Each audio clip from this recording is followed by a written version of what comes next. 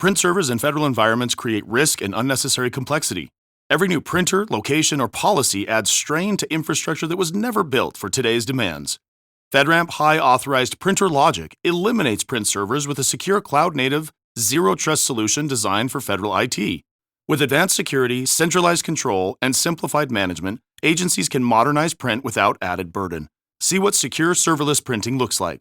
Visit Vasion.com to learn more. Federal Drive is presented by GEHA, Government Employees Health Association, proudly providing health and dental benefits to federal employees and their families. Visit GEHA.com. A routine IRS problem sent reporter Stephanie Mencimer looking for answers. What she found was a growing concern among tax practitioners, taxpayer advocates, and former agency officials about how the agency is functioning. Stephanie joins me now to share her experience and her findings. Stephanie, thank you so much for joining me today. Thanks for having me. You have written an article about the IRS, and it starts with your own effort to resolve what should have been a relatively routine IRS issue. But as you reported it out, you found similar experiences from tax practitioners and advocates and IRS officials. What really persuaded you that your experience was just the symptom of something much bigger? Well, I had actually written a story about the IRS a year ago. I'm from Ogden, Utah, and the IRS has a giant service center in Ogden. And so, everyone in Ogden at some point seems to have worked there at some point. So I was out there during the big cuts, the big staffing cuts. So I was aware that they had cut very fast and had cut all sorts of people, everybody from the mailroom on up. And I think they had, by the time I ran into my troubles with them, they had cut 30% of the workforce, basically. And I think when I started having problems, I thought, oh, this is what everyone warned me about last year, that the IRS couldn't function like this, and they can't lose a third of their staff and think they're going to be able to still process all of the work that they do. The IRS customer service and effectiveness has been the butt of jokes for decades, I think. What evidence did you find that conditions today are really different from what have been historical challenges for them? Well, the IRS's own data shows that they are having trouble answering the phone. They aren't answering the mail. They have backlogs that are recent. I think during COVID, a lot of the mail piled up at the IRS. And so they did have a lot of unanswered mail unprocessed, like amended returns. But the Biden administration put money into the Inflation Reduction Act to try to shore up the IRS. And they had hired a lot of people in 2024, 2023 to try to help, get a handle on these things and improve customer service. And so things were getting better. They were trending. All the data was saying, they were answering more calls, the backlogs were going down. And then Trump came into office in January 2025, and all of that just ground to a halt and reversed itself. And the data that I looked at from various places, the Treasury Inspector General, the IRS's, the Taxpayer Advocate Service, all the data showed that everything was getting worse, that some tiny percentage of the calls that they get were actually being answered. And the mail backlog had gone from like 3 million pieces of mail to 7 million in just 1 year. So my experience just was supported by all that data. Stephanie, much of your reporting focuses on workforce reductions, and yet we've had senior officials say this was the best tax filing season ever. When you consider the experiences that you've documented with those kinds of public statements, how do you reconcile the difference? Well, I think that the IRS actually deployed a lot of people to answer the phone and to take some of those functions during tax season, like just in the run up to April 15th. And, they took people from all over the place. They wiped out 40% of the IT department at the IRS. But the people who are left, they redeployed those people to answer the phones during tax filing season. So I think they made a big push to try to get people, during that window of when everybody's filing their taxes to make things work a little better.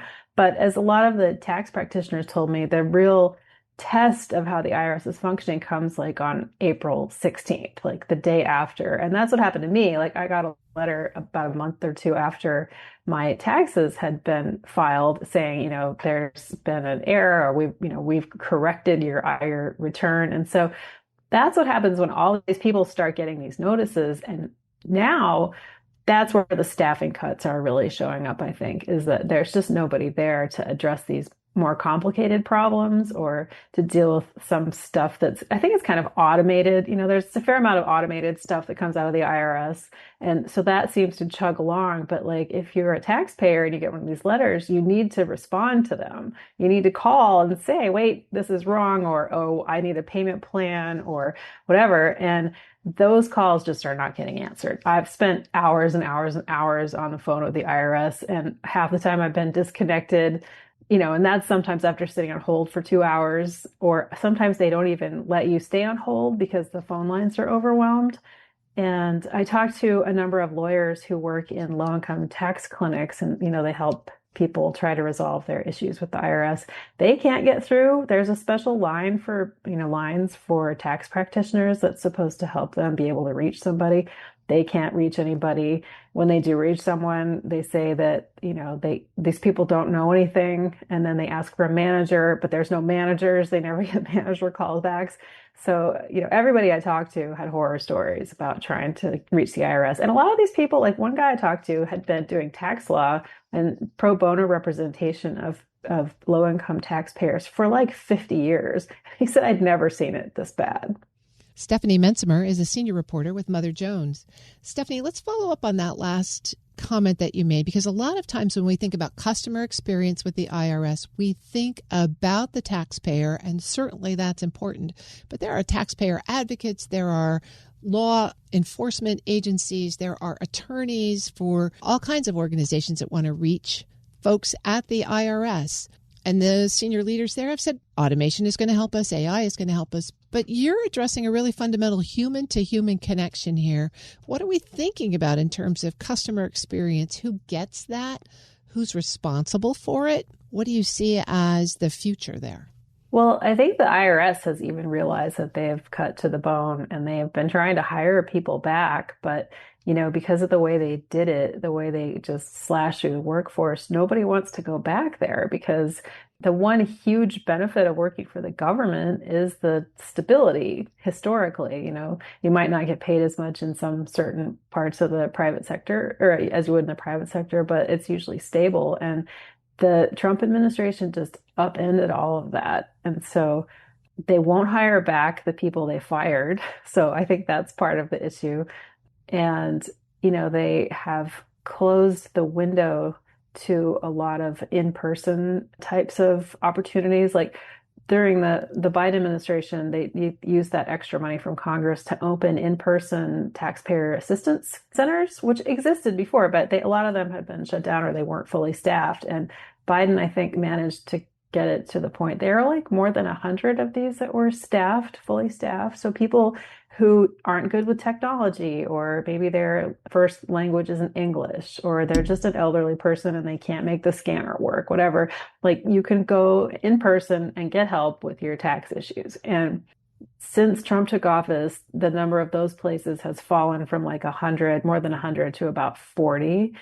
And so as I discovered, I thought maybe I'd go to one, maybe because I couldn't get anyone on the phone. I thought, I'll go to this place and they could help me and I'll just take all my paperwork. But you actually need an appointment usually to go there.